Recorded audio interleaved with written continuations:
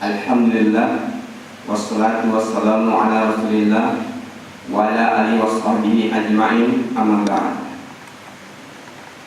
Pertama dan yang utama adalah kita panjatkan syukur kehadirat Allah Subhanahu wa taala, di mana pada pagi hari ini ba'da subuh di rumah Allah ini insyaallah taala Allah meridhoinya pada pagi hari ini,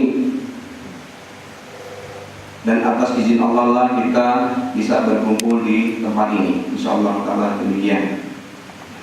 Dan tak lupa pula kita panjatkan salawat dan salamnya kepada Nabi kita, uswah kita, panutan kita, yakni Nabi Muhammad sallallahu alaihi wasallam beserta keluarga dan para pengikutnya, yakni para sahabat, tabi'in dan ulama yang saleh sampai pada akhir zaman kelaknya nanti.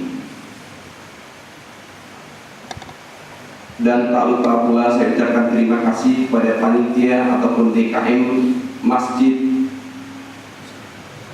As-Sakinah, pada Bapak dan Ibu semua yang telah memberikan waktu kesempatan kepada saya ucapkan jazakumullahu khairan. Adapun perkenalkan, nama kunyah saya yakni Abu Muslim, karena anak pertama saya namanya Muslim. Dan nama saya adalah Ahensa, jadi dikenalnya Abu Muslim Ahensa. Tapi nama Ahensa tidak terlalu terkenal. Yang terkenal Abu Muslimnya.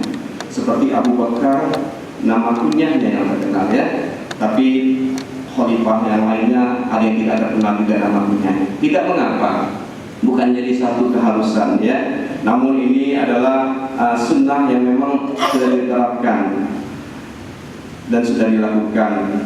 Dan tak lupa pula kita selalu mengikuti jejak langkah Nabi kita, mengikuti petunjuknya yang sudah diamalkan dan sudah dilakukan oleh para sahabat. Tentunya inilah akidah kita untuk yang kita amalkan, yaitu petunjuk Rasulullah dan mengikuti pemahaman para sahabat kita, yaitu dan para tabi'in dan ulama-ulama yang soleh. Tentunya demikian. Adapun materi yang saya angkat pada subuh ini yakni pokok dasar kesehatan adalah al-himyah. Apa itu al-himyah? Insyaallah taala akan saya jelaskan nantinya ya. Mudah-mudahan Allah memudahkan pada pagi hari ini dalam menyampaikannya insyaallah.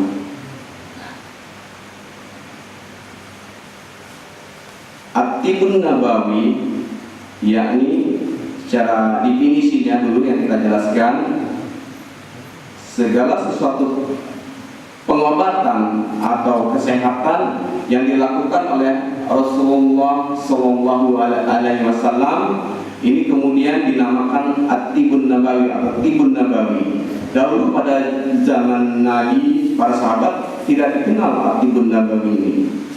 Kemudian para ulama yang soleh dan pendahulu kita tentunya setelah para sahabat kemudian dan berikutnya baru dinamakan At-Tibun Nabawi, pengobatan yang dilakukan oleh Nabi kita Nabi Muhammad Sallallahu Alaihi Wasallam. Ini pengertian secara harfiahnya, segala sesuatu pengobatan yang dilakukan oleh Nabi, yang dicontohkan oleh Nabi dinamakan pada saat ini At-Tibun Nabawi.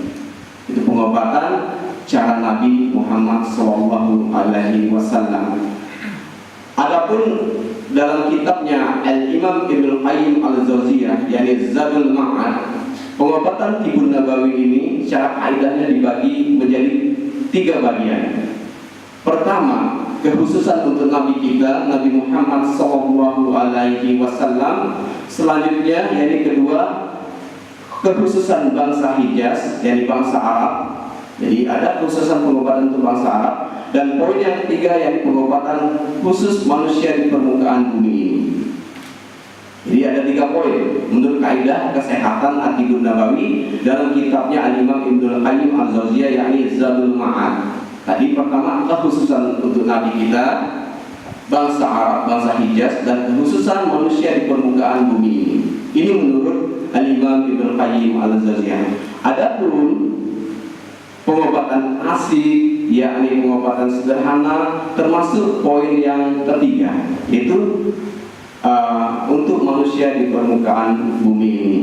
Jadi kami dari Rumah Klasik Masyarakat Indonesia tentunya, atau At-Tibbun Nabawiyah, itu sejalan kalau dilihat dari poin yang ketiga tadi, yaitu pengobatan khusus untuk manusia di permukaan bumi ini. Kenapa pengobatan klasik ini sejalan dengan At-Tibbun Nabawi? Yakni secara sederhana, ilmiah, Islamiyah, tidak berlebihan, insya Allah ta'ala demikian, tidak memudorkan si pasien. Kalau yang sakit ya, seandainya itu diberikan sebuah tanaman berkhasiat obatnya, atau segala sesuatu yang sifatnya makanan dan minuman, insya Allah ta'ala tidak memudorkan. Jadi tidak berlebihan dan bermanfaat bagi yang membutuhkannya. Inilah namanya Klasik At-Tibbun Nabawi. Jadi kami dari Klasik, dari komunitas masyarakat klasik atau pengobatan klasik, termasuk poin ketiga kalau menurut keterangan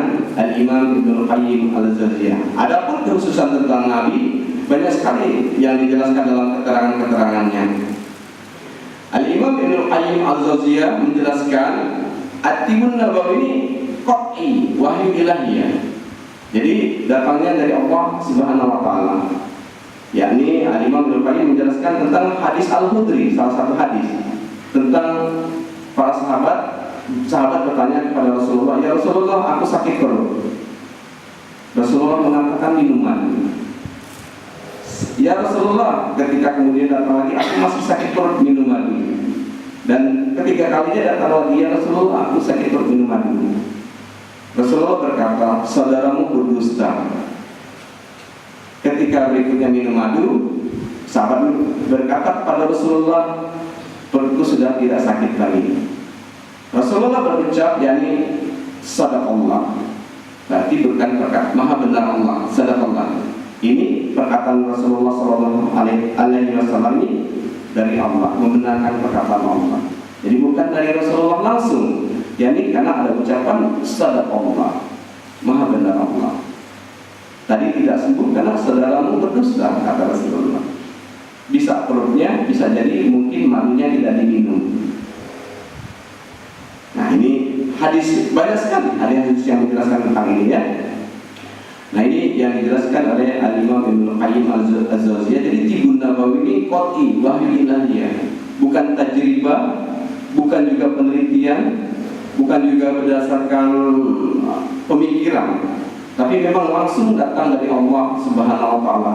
Salah satu tadi yang hadisnya tentang hadis Al-Khudri tadi itu ya, di mana tentang madu. Banyak sekali ya tentang hal-hal yang lainnya. Adapun Al-Imam Ibnu Katsir berkata dalam tafsirnya, yakni dalam surat Al-A'raf ayat 31, "Wa kulu wasrabu wa la tusrifu." Makan dan minumlah, ini adalah perintah Allah, dan larangannya jangan berlebih-lebihan. Nah, Al-Imam Ibnu Katsir berkata dalam tafsirnya, yakni para ulama terdahulu, ulama salaf terdahulu, ulama pendahulu kita berkata, hampir semua ulama berkata, di separuh ayat ini mereka mengatakan para ulama terdahulu adalah mencakupi seluruh pokok pengobatan. Jadi bapak dan ibu kalau bertanya kepada saya, "Ya aku muslim, apa obat saya kalau saya sakit?" Kembali ke dalil surat Al-A'raf tadi, yakni waqulu wasrabu wa la tusrifu. Makan dan minumlah, jangan berlebih-lebihan. Di zaman Khalifah Harun al-Rasyid ada seorang dokter beragama Nasara. Dia menghina sekali dengan agama Islam ini. Dia berkata, "Di agama kalian tidak diajarkan tentang kesehatan." Ini seorang dokter Nasara tadi itu ya, agamanya Nasara tadi. "Agama kalian tidak mengajarkan tentang kesehatan."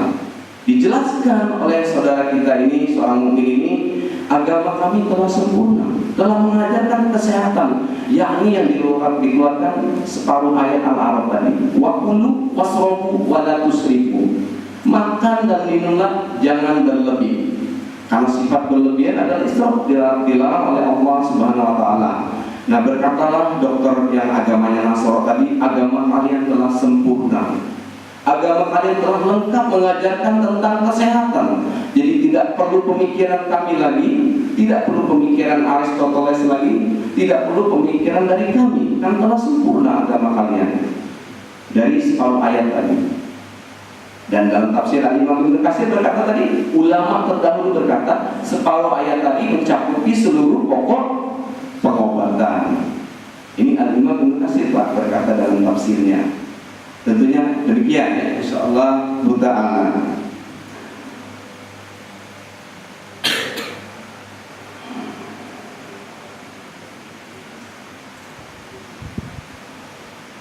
Nah, adapun Al-Imam Qurtubi dalam tafsirnya, yakni pengobatan itu ada dua cara. Al-himyah, ad-dawa. Ada al-himyah, ada ad-dawa. Nah, kalau kita menjalankan kedua pengobatan ini, Al-Imam Qurtubi berkata, biiznillah Allah angkat penyakitnya. Yakni ada al-himyah, ada ad-dawa. Barang siapa melakukan ad-dawa atau pengobatan tapi tidak melakukan al-himyah, maka Al-Imam Qurtubi berkata tidak bergunalah pengobatannya. Jadi ad-dawa tadi tidak berguna kalau tidak menjalankan al-himyah. Nah, ada dalilnya juga. Sebenarnya beliau ini mengeluarkan dari hadis Nabi SAW, yakni aslu kullu dawaun al-himyah. Pokok seluruh pengobatan adalah al-himyah. Apa itu al-himyah? Maknanya al-himyah yakni adalah menjaga sesuatu materi badan kita agar tidak rusak. Contoh, misalnya ada dua tidur yang terlarang menurut Al-Imam Ibnu Qayyim al-Jauziyah, yakni di waktu malam dan waktu siang. Kapan di waktu malam? Yakni ba'da isya dan ba'da subuh. Hari ini Bapak sholat subuh langsung tidur, berarti melanggar al-himyah. Maksudnya ba'da maghrib ya, ba'da maghrib dan ba'da subuh. Nah, ketika kita tidur ba'da subuh berarti melanggar al-himyah. Ketika kita melakukan pengobatan, kita melanggar kedua poin ini tadi, berarti tafsir Imam Qurtubi tadi tidak bergunalah pengobatan. Karena al-himyah, bagian dari al-himyah. Selanjutnya waktu siang, yakni waktu duha awal dan waktu ba'da asyar. Ini waktu terlarang. Coba Bapak amalkan tidur pada asar selama 1 minggu. Bapak akan lupa hari ini hari apa ya ketika bangun tidurnya.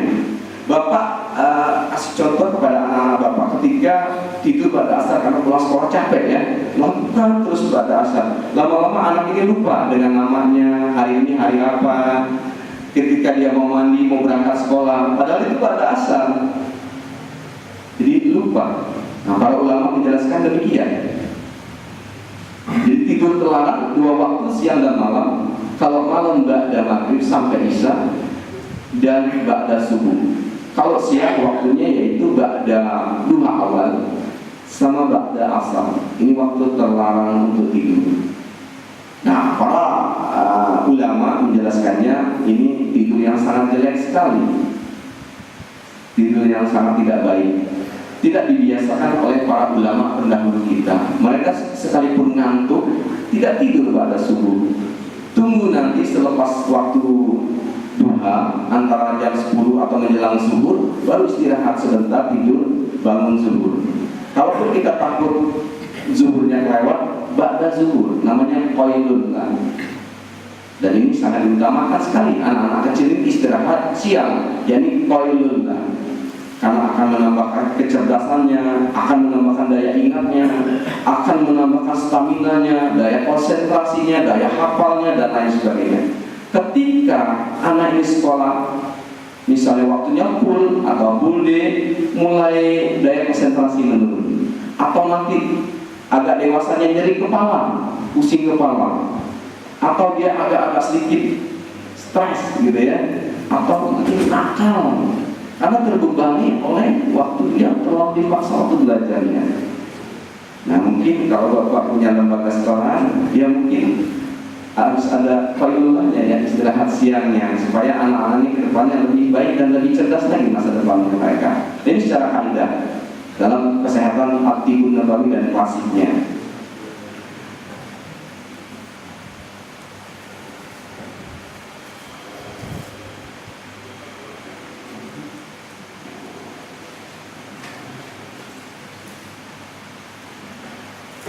Nah, Nah, banyak sekali perkataan-perkataan ulama seperti Abu Bakar Jabir Al-Zaziri dalam Aisar Al-Tafsiri Al-Kalami Al-Kabir, yakni berlebihan-lebihan itu diharamkan menurut para ulama. Banyak sekali ulama-ulama yang mengharamkan berlebihan. Al-Imam Ibnu Qayyim berkata, berlebihan dalam segala sesuatu hal, berlebihan dalam makan yakni akan menimbulkan penyakit. Contoh, mungkin bapak dan ibu suka sekali dengan sesuatu makanan. Kan kalau suka sekali itu dikatakan berlebih. Jadi kalau sesuatu yang berlebih itu tentunya akan menimbulkan sesuatu yang mudarat, yakni penyakit. Nah, berlebih dalam hal ini dijelaskan tadi ini yakni dalam sisi quality dan quantity, jumlah dan mutunya. Segala sesuatu yang sifatnya alamiah tentunya tidak berlebih. Contoh, saya kasih contoh kecil sesuatu yang berlebih. Nasi ini kalau direbus atau dikukus menjadi putih, nasi putih ya. Tetapi kalau dirubah menjadi kaidahnya yang lain akan dikatakan berlebih karena keluar kaidah alamiahnya. Gula, kalau bapak bikin gula tebu dipanaskan ya menjadi merah atau bronze agak kecoklatan. Tapi kalau dia semakin memutih berarti ada penambahan sesuatu. Kenapa dia bisa menjadi putih? Nah, menurut Islam sesuatu zat ditambahkan ini dikatakan berlebih. Menurut kesehatan klasik Ibnu Nabawinya, dalam klasiknya ini berlebih karena penambah sesuatu zat. Dan jelas terbukti saat ini ketika banyak sekali masyarakat kita hampir umumnya mengkonsumsi gula pasir yang warnanya putih.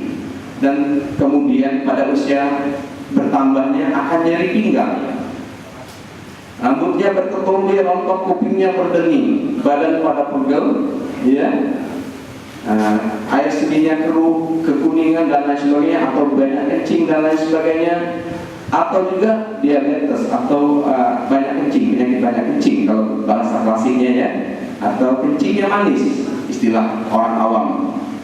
Ini diakibatkan oleh salah satu, ya ini tadi itu berlebih dalam sisi mengkonsumsi makanan, penambahan zat sesuatu. Berlebih tidak? Berlebih Pak.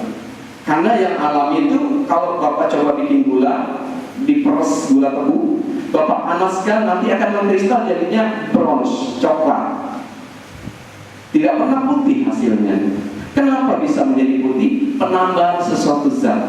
Zat apakah itu? Bisa jadi pemutih. Dikenal mungkin bahasa akrilimida dan lain sebagainya ya, atau yang lainnya. Pemutih intinya mungkin orang-orang kimiawi paham. Namun dalam Islam tidak mengenal kandungan yang seperti ini. Namun sifat, karakter dan rasanya yang mengenal dalam tibbun nabawi atau dunia klasik, dalam pengobatan klasiknya. Contoh yang lain, misalnya dahulu kita kalau membuat minyak goreng itu dari kelapa, ya dimasakkan, terus menjadi misalnya beberapa butir kelapa akan menjadi minyak sangat sedikit sekali. Namanya minyak keltik ya. Kalau tidak salah apa Pak bahasa Jawanya? Ya betul ya. Namun minyak ini akan basi kalau tidak digunakan. Berubah warna, baunya beda, rasanya pun beda. Kemudian saat ini Bapak beli minyak goreng, berbulan-bulan tidak dipakai, sudah dipakai, basi tidak Pak? Kenapa? Berarti ada sesuatu penambahan. Sesuatu penambahan ini dikatakan berlebih dalam dunia Islam, dalam tafsiran itu. Berarti kalau kita mengkonsumsi itu sering sekali termasuk berlebih tidak?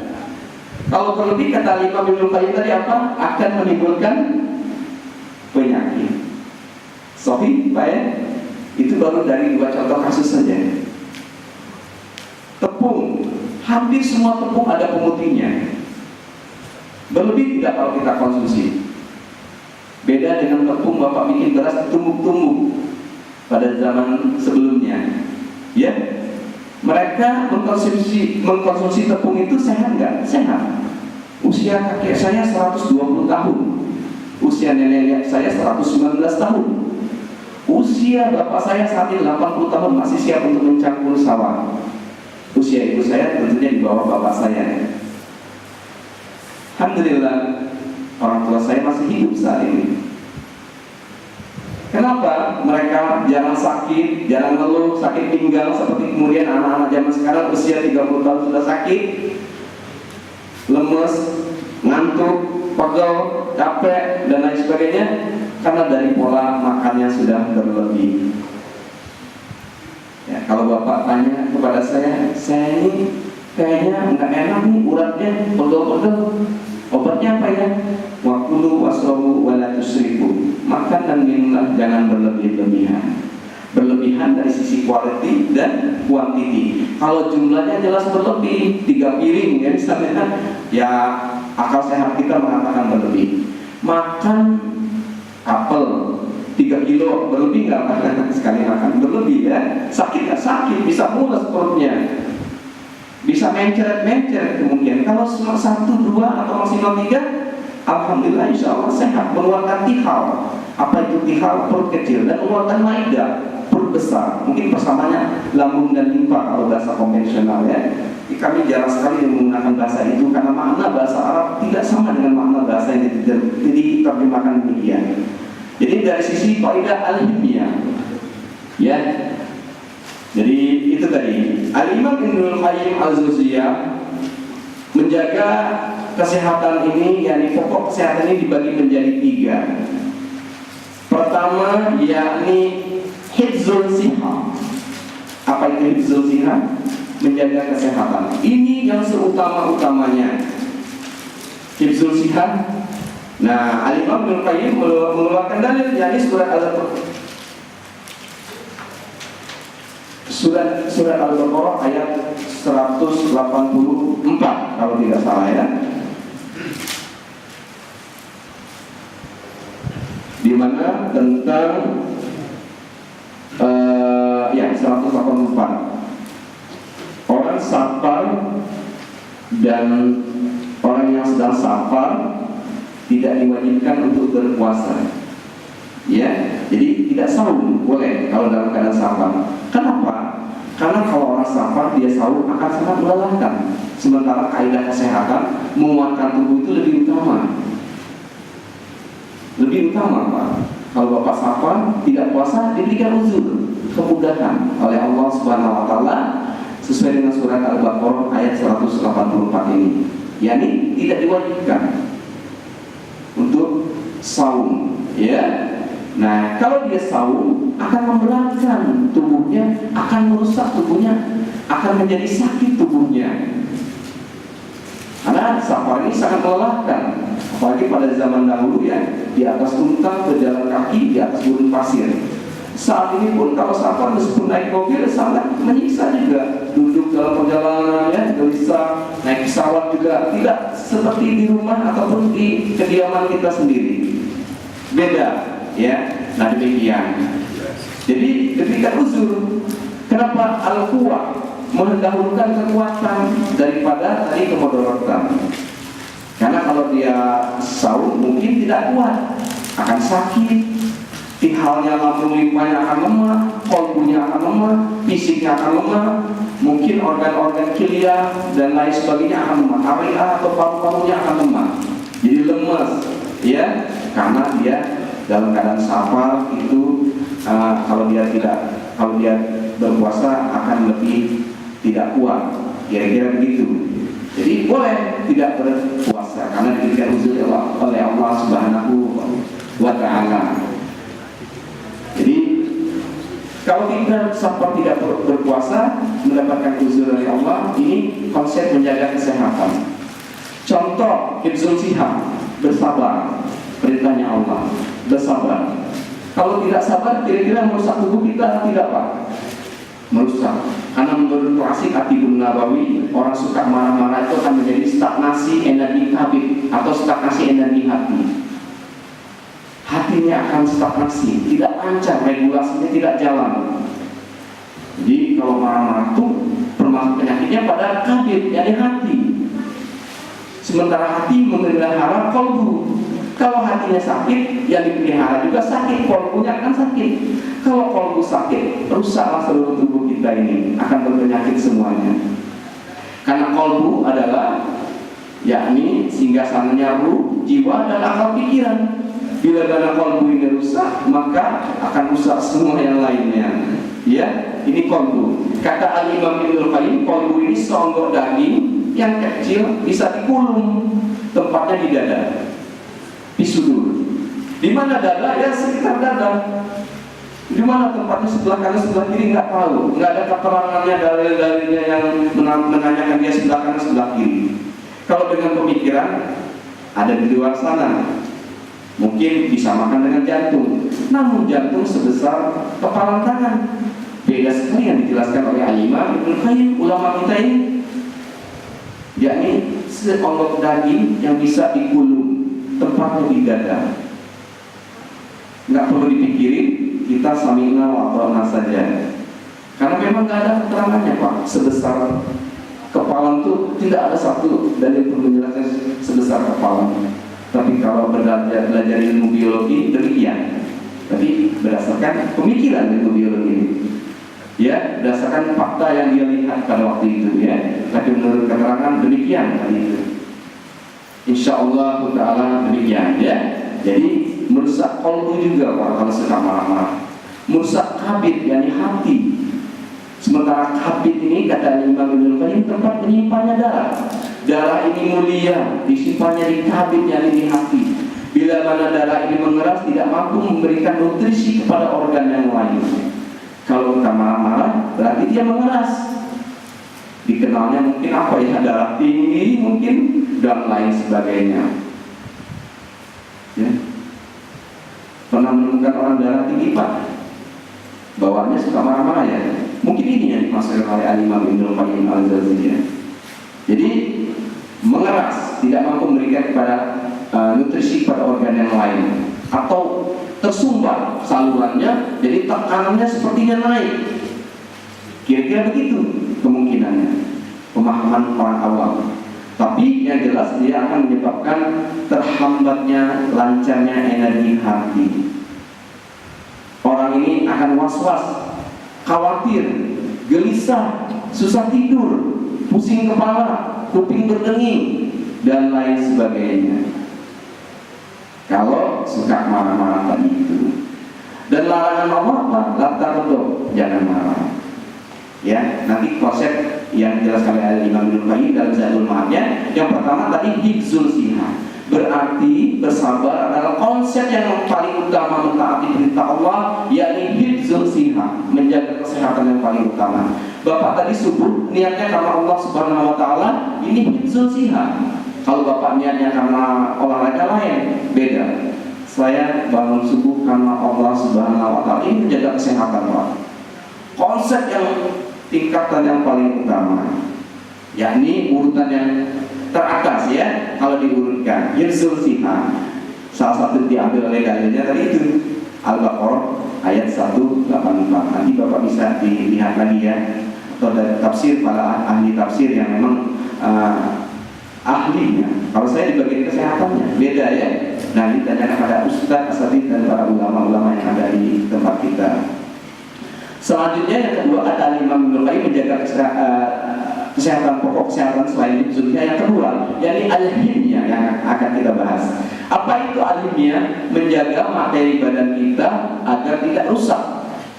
Supaya nggak rusak Pak.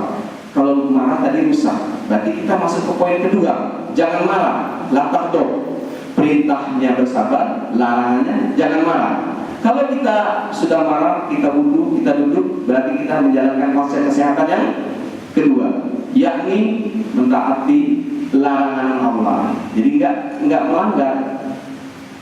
Ingat Nabi Adam ketika diperintahkan Allah, jangan kau dekati. Ketika Nabi Adam dan Hawa tergoda oleh iblis, memakan al-himya, makanan dan dosa. Tapi dosanya Nabi Adam diampuni oleh Allah. Makan buah yang dilarang Pak ya. Tapi iblis melanggar apa? Perintah, suruh sujud, kekal di neraka. Perintah dan larangan ini lebih berat. Perintah. Kalau larangan tadi Nabi Adam taubat, diampuni oleh Allah Subhanahu wa taala. Namun iblis melanggar perintah, suruh sujud kepada Nabi Adam, tidak mau. Akhirnya dia menjadi kekal dan menggoda kita sampai saat ini, sampai akhir zaman kelak. Perintah dan larangan beda ya Pak ya. Nah, al-himyah tadi termasuk menjaga kesehatan, ya ini tidak melanggar larangan Allah. Jadi konsep yang kedua. Contoh tadi hadisnya la taghdab, jangan marah. Kalau bersabar konsep yang pertama perintah Allah, yang kedua larangan Allah, jangan marah. Kalau bapak mau marah, sederhana obatnya. Bapak duduk mendinginkan kolbu ya, atau hatinya tadi, kabit tadi, berwudu dan lain sebagainya yang sudah dianjurkan. Insya Allah Ta'ala kita tidak jadi marahnya. Misalnya anak kita ya, anak rasanya sudah marah sekali ya. Anak kecil kita pukulin, kita cubit, padahal hadisnya nggak boleh memukul dan mencubit sampai 10 tahun. Waduh, tapi orang tuanya tidak sabar ya. Jadinya melanggar yang kedua tadi, al-himyah. Ya, termasuk akan merusak materi badan, kata Imam Ibnul Qayyim al-Jauziyah. Kalau materi sudah rusak apa? Keluar pembuluh darah dari kepala, keluar kaku tangan, kaku kiri, tidak bisa menggerakkan badan dan lain sebagainya. Ya, itu jadinya begitu. Karena yang mengendalikan darah itu organ, antara kabid dan organ ikhal. Kalau marah, kabidnya stenya, fungsinya tinggi, menyerang, menindas, menzolimi ikhal, perut. Akhirnya ikhal tadi tidak mampu mengendalikan darah, darah keluar dari pembuluhnya, pecah. Keluar mimisan, keluar PAP, wasir, jadi istilahnya ya, PAP berdarah dan lain sebagainya. Ini salah satu mungkin melanggar al-himyah yang dijelaskan oleh Al-Imam Ibnu Qayyim dalam kitabnya. Ini konsep yang kedua. Kalau sudah marah bagaimana? Ada konsep yang ketiga, yakni istifraq. Dalilnya apa? Yakni ketika kita berhaji dan umrah membotaki kepala, mengeluarkan materi badan kita supaya hawa jahat yang di kulit-kulit kepala, kutu-kutu dan segala macamnya itu hilang. Beda dengan wanita, justru ditutup. Karena wanita diciptakan oleh Allah Subhanahu wa Ta'ala beda, dingin, berudah, rutubah, sejuk. Makanya wanita baiknya berhijab supaya dilindungi oleh panas matahari. Dia nampak kulitnya bagus kalau berhijab ya.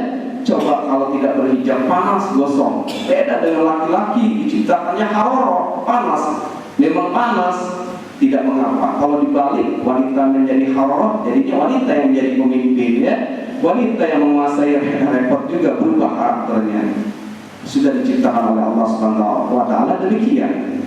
Wanita penuh kelembutan, tempatnya di rumah, merawat anak-anak kita, mengajarkan baca tahsin dan tilawahnya ya, mengajarkan doa-doa pendek kepada anak kita, mengajarkan anak kita usia 3-4 tahun, usia 5 tahun sudah habis juz 30. Nah, itulah tugasnya ibu-ibu kita di rumah. Seperti itu. Bapaknya Maisa melawan hawa panas ya, penuh keringat, cucuran, dan dibawa pulang hasilnya dengan halalan dan thayyiban itu tadi. Inilah konsep ya. Nah itu yang tadi itu istifraq, itu mengeluarkan sesuatu yang materi supaya nggak rusak sama sekali. Istifraq. Ada 10 hal yang harus dikeluarkan kata Al-Imam Ibnul Qayyim al-Jauziyah, yakni pertama darah, damun. Darah kayak paham ya, darah. Salah satunya dengan pasdu atau berhijamah, berbekam. Makanya Bapak kenal tuh istilah berbekam ya, mengeluarkan darah. Syarat berbekam ada 2 hal, yakni damun bihaja, darah bergejolak, atau tabayud dam. Saya bekam, tapi nggak ngerti alasannya apa. Jadi tren berbekam. Tidak, harus ada orang yang mengetahuinya, yakni tabib yang mengetahuinya. Bisa dan tidaknya berbekam. Karena dilihat, analisa menghasilkan sindrom atau pola penyakitnya. Oh ini boleh bekam, ini boleh tidak. Kita bekam. Bagaimana ciri-ciri kita harus berbekam? Yakni marah terus, kepala sudah pusing, ya mungkin ya. Bawaannya motornya kesenggol, mobilnya kesenggol, ngomongnya sudah banyak. Kebun binatang dibawa-bawa, semuanya ya, penghuni kebun binatang. Kesenggolnya cuma sedikit Pak, mobilnya gores, bisa dihindarin. Tapi di hujan habis-habisan orang itu. Nah ini perlu berbekam. Namanya damun bihaja atau tabayun. kayaknya di kepala saya ini nggak enak nih, apa darahnya sudah mengeras, itu tabayun, darah menggumpal. Dan itu syarat terbekam dua hal tadi itu, damun bihaja dan tabayun dam. Tabayun dam itu darah akan menuju damun bihaja, darah akan bergejolak. Kalau didiamkan bisa marah-marah, habis makan opor lebaran kan bawaannya pengen marah-marah tuh. Bersegeralah berbekam. Ini kaidah yang ketiga. Jadi terakhir berbekam ini solusi kesehatan yang terakhir. Jadi mengeluarkan sesuatu materi badan kita yang sunatullahnya harus dikeluarkan. Selain darah apa? Rasa haus. Kalau bapak haus ditahan mudarat nggak? Harus dikeluarkan dengan cara apa? Minum. Makan dan minumlah kalau sudah terasa haus dan lapar. Berarti sama konsepnya ya. Mengeluarkan rasa haus berarti memasukkan minum, itu mengeluarkan rasanya. Beda dengan darah tadi dikeluarkan. Itu konsep 10 hal yang dua diantaranya. Selanjutnya al-qoi, muntah. Bapak nih, misalnya kita makannya sudah banyak, orang di luar sana, ya harus dimuntahkan. Ya, colok, muntah. Tapi hati-hati muntahnya harus paham waktu dan tempatnya. Karena akan melemahkan ikhal dan maidah kalau kita sembarangan. Di waktu kapan dan bagaimana caranya. Ya, al-qoi, muntah harus dikeluarkan, ya. Ada keluar dengan sendirinya dan lain sebagainya.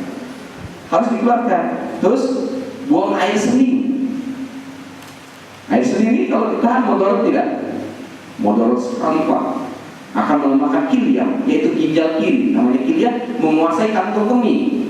Nanti bisa nggak bisa tahan kantong kemih dari kilia.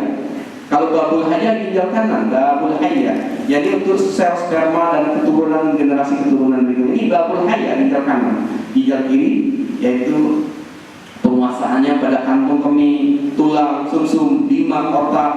Jadi kalau kita sudah lupa-lupa, sudah kelemahan pada kilia, ginjal kiri. Kalau sudah nyeri-nyeri tulang, sudah kelemahan pada kilia, ginjal kiri. Ya, demikian. Ini pinggang saya sudah sakit sekali.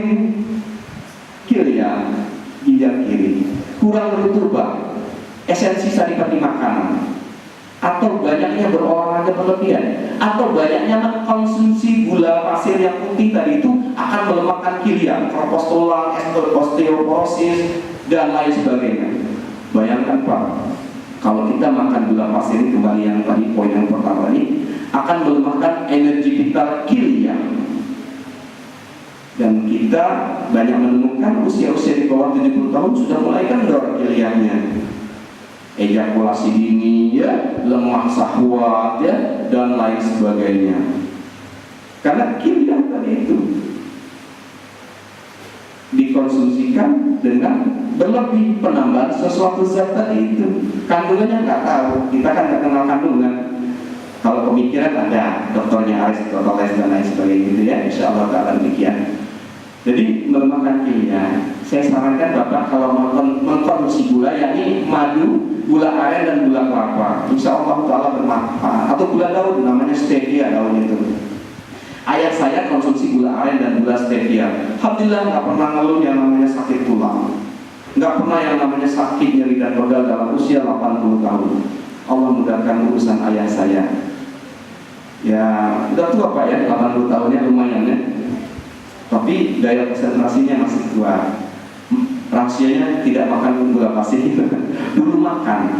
Setelah saya belajar dengan metode klasik Atibun Nabawi, saya paham, saya amalkan kepada saya dan keluarga saya dan orang tua saya. Alhamdulillah. Demikian ya. Gulanya apa? Bikin green tea dengan gula aren, kasih lemon sedikit ya, bikin ya. Atau pakai madu. Bikin kopi hitam, giling sendiri kopi hitam, itu menggunakan madu setelah hangat-hangat tubuh. Rasanya zain, lebih enak dari yang Bapak sering minum mungkin. Coba Pak, beli kopi yang di pasar digiling. Kalau yang saset sudah ada gulanya, nanti mual lambung. Kopi ini sangat baik sekali buat kolbu dan buat kilia, mengharmoniskan kolbu dan kilia. Kolbunya tidak terlalu panas, kilianya sejuk. Subhanallah. Keutamaan kesehatan yaitu sehatnya kolbu dan sehatnya kilia. Bila mana dua organ yang sehat, akan sehat semua organ yang lainnya. Jadi minum kopi itu baik, menguatkan hafalan, melancarkan energi vital, Terus apalagi menguatkan pandangan biar gak ngantuk, kecerdasan, daya konsentrasi, energi vital, nutrisi kolbu, nutrisi kilya, ginjal ya, ginjal kiri tadi kita ya. Kopi, tapi beda kalau bapak beli kopi saset, merusak kilya, merusak lambung dan lain sebagainya. Tulangnya rapuh, keropos, nyeri sendi, nyeri tulang, suka pusing kepala, rambut rontok, berketombe, kuping berdenging, pinggang sakit. Nah itu kalau yang saset, karena ada apa tadi? Penambahan zat sesuatu. Ingat dalam Islam, wakulu wasrobu wala tusrifu. Berlebih-lebihan itu dilarang oleh Allah Subhanahu Wa Taala. Kata Imam Ibnu Qayyim akan menimbulkan penyakit. Ulama kayak katanya, saya hanya menukil perkataan ulama saja. Demikian ya. Jadi bapak mulai sekarang kopinya pakai gula aren atau gula kelapa, atau kopinya pakai madu, mazai, rasanya enak, manteng terus. Kalau merojaan tuh ingat habis minum kopi pakai madu, ya masya Allah ya. Insyaallah taala diamalkan nanti. Sedikit ilmu yang saya bisa berikan itu tadi mudah-mudahan. Nah ini istiqroh. Rasa lapar harus dikeluarkan dengan rasa makan. Bapak sudah waktunya jam siang makan, bapak tunda, bapak akan merusak materi badan. Karena istiqroh tidak dikeluarkan rasa laparnya. Harusnya dikeluarkan istiqroh, ya kaidah ini. Nanti deh pekerjaan saya masih sibuk, nanti deh saya tanggung nih, jadi nggak minum-minum sampai jam 3 sore, nggak makan-makan sampai jam 3 sore. Akhirnya apa? Fungsi hati stenia berlebih. Mungkin orang awam mengenalnya asam lambung dan lain sebagainya, penyakit, was-was, curiga, khawatir, sedih. Akhirnya jadi penyakit. Biasanya ibu-ibu. Makanya nanti tihalnya maidahnya lemah, dizolimi hubungan antar organ. Bila mana tihal lemah akan dizolimi oleh fungsi kabir atau hati ini. Karena hati sesungguhnya mengendalikan tihal dan maidah. Namun kalau dia lemah dizolimi atau ditindas. Ini dalam pelajaran kaidah klasik pengobatan, hubungan antar organ. Tapi saya tidak akan menjelaskan ini. Mungkin pertemuan lain kita akan menjelaskan hubungan antar organ, bagaimana nanti pencegahan awal kena serangan jantung, stroke dan lain sebagainya. Ini ada prosesnya insya Allah. Ini mukadimah saja Pak, pintu gerbangnya dulu. Kalau langsung ke materinya nggak ada pintunya, bagaimana mau masuknya? Apalagi nggak ada kuncinya. Ya mau masuk nggak ada kunci, lewat mana ya? Nah nanti menghalalkan segala cara lewatnya ya, nanti salah dalam pemahamannya. Insyaallah taala demikian. Jadi istiqroh, ya. Konsep yang ketiga, jadi berbekam itu adalah nomor ketiga. Yang pertama hifzul zihn, yang kedua al-himyah, yang ketiga istiqroh, mengeluarkan materi. Banyak, ada 10 ya. BAB, BAK harus dikeluarkannya, haus, lapar ya, tidur. Kalau bapak sudah ngantuk, nanti tidur ya. Tapi setelah jangan tidur terlarang tadi itu. Pada isya itu tidur yang paling baik. Bangun sepertiganya malam. Inilah yang utama yang menjaga kesehatan kita. Karena tadi mentaati perintah Allah, namanya hifzul zihn. Kalau mentaati larangan Allah, namanya al-himyah. Yang ketiga istiqroh. Dalilnya al-himyah, yakni tadi itu ketika orang sakit, panas, kalau dia mandi akan lebih berbahaya lagi. Mungkin memudaratkan materi dia, atau tadi dia marah dan lain sebagainya. Kalau istiqroh yakni membotaki ya kepala ketika umroh dan haji. Itu masih di Al-Baqarah kalau tidak salah ya. Jadi kalau kita haji umroh kan dibotaki kepala kita agar materi-materi itu rusak, yang rusak-rusak di ini keluar semua, uap-uapnya keluar, kita sehat. Nah, demikian konsep dasarnya ya. Jadi kalau dalam kesehatan demikian. Jadi mengeluarkan sesuatu materi ada 10 hal yang harus dikeluarkan tadi itu, ya. Darah, BAB, BAK, rasa haus dan lapar, tidur, muntah. Ini ada lagi yang sangat penting, yakni mani yang meronta. Rasa ingin bergejolak tapi ditahan karena kerja ya 3 bulan di kapal. Ini sangat merusak materi tubuh kita. Jadi ditahan-tahan, waktunya sudah sudah kepengen tapi karena keadaan nggak bisa, nah ini juga merusak. Maka baiknya berpuasa atau banyak berzikir dan beristighfar kepada Allah, solusinya ya. Demikian ya. Jadi kalau ditahan nggak boleh, mani yang meronta itu nggak boleh ditahan karena merusak materi badan, termasuk kaidah alkimia. Kalau kita tahan melanggar alkimia, akan rusak materi badan kita. Itu menurut perkataan Imam Ibnu Qayyim al-Jauziyah. Sampai berapa menit ya saya materinya ini? Sampai jam 6. Oke, insyaallah taala demikian. Baik, selanjutnya yakni kenapa penyakit bisa disembuhkan? Ada yang bisa jawab? Karena adanya dalil Sahih Bukhari. Tidaklah Allah menurunkan penyakit, menurunkan pula obatnya. Dalam musnadnya Imam Ahmad senada, tapi ada tambahan yang mengetahui bagi orang yang tahu, tidak bagi orang yang jahil. Dalam Sahihnya Muslim juga sama. Tidaklah Allah menurunkan penyakit, menurunkan pula obatnya. Ini hadis Sahih Bukhari. Bapak Ibu semua yang hadir di sini ya, kita yakin sekali ini sabda Nabi, wahyu dari Allah Subhanahu wa Ta'ala. Jadi tidak Allah menurunkan penyakit, menurunkan pula obatnya. Maknanya mengetahui bagi orang yang tahu dan tidak bagi orang yang jahil atau orang yang bodoh. Yang nggak paham atau tidak tahu maksudnya gitu. Yang paham berarti ahlinya, topik, dokter dan lain sebagainya ya. Jadi saya minum habat karena apa? Ikut-ikutan saja sebagai suplemen, tidak bisa. Tidak, para sahabat dan tabi'in dan Rasulullah tidak mengkonsumsi habat dalam bentuk food suplemen, tidak hadir. Kalau tidak sakit mereka tidak minum, dan sakitnya sakit apa? Baru mereka konsumsi habat. Kecuali sifatnya minuman, seperti apa? Madu, minuman, makanan, buah, kurma, bisa setiap hari karena makanan bukan obat.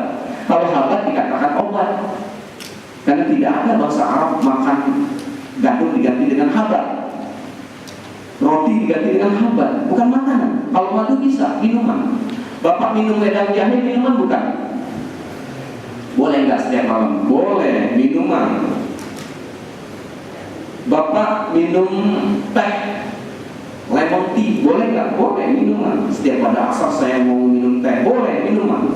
Saya mau makan nasi setiap hari, ya iya, memang makanan kita, karena sifatnya makanan. Kan perintah tadi makan dan minum. Larangannya jangan berlebih.